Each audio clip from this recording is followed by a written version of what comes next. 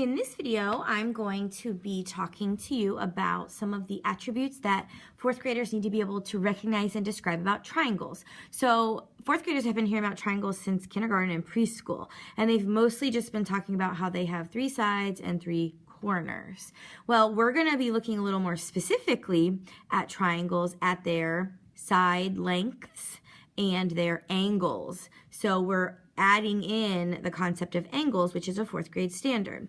So again, like they've already known, triangles, which has that tri prefix, 3 sides, 3 corners.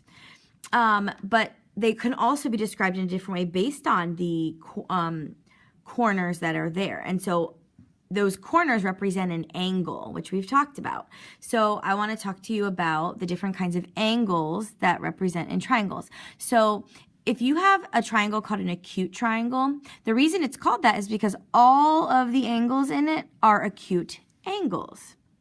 Every single one of them. But an obtuse triangle, it might have 2 acute angles, but it has an obtuse angle somewhere. So because it has one obtuse angle, it's going to be called an obtuse triangle. And then lastly, another way to describe a triangle based on its angles is it's a right triangle. So it might have these 2 acute angles, but because it has a right triangle in there, or a right angle in there, it is called a right triangle. So those are the names that you can give them based on their angles. Triangles can also have a name based on their side lengths.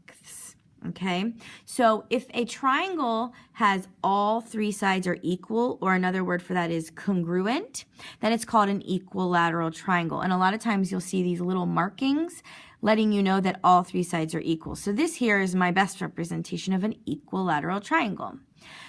This triangle here is called an isosceles triangle because it has 2 equal sides, but that third side is not equal. For this one, it's shorter. So an isosceles triangle has 2 equal sides. And lastly, a scalene triangle. A scalene triangle has no equal sides. All 3 side lengths are different. Okay? So this is how you might notice their angles and give it a name. These are the names you might give them for their side lengths, but you can put them together and give one triangle one of each of these names. For example, I would call this here that this triangle is obtuse, but it's also scalene, or I think isosceles. This is probably isosceles because I think these look equal, and then this looks a little bit longer. So since it has 2 equal sides, isosceles, okay? Whereas this one here looks like all 3 sides are equal, so I would say it's acute, and it's also equilateral because it has all acute angles and 3 equal sides. So 4th graders might read these words and they need to be able to remember what they're representing, or they need to be able to see triangles and give them these names based on the angles that they see and the side lengths that they see.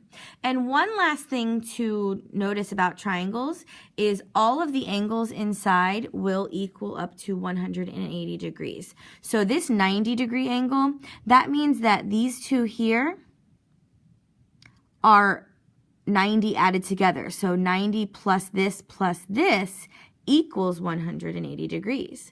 Or here, this angle plus this angle plus this angle is going to equal 180 degrees. Even though they're very different triangles, their degrees will equal 180 degrees when you add all 3 of them up.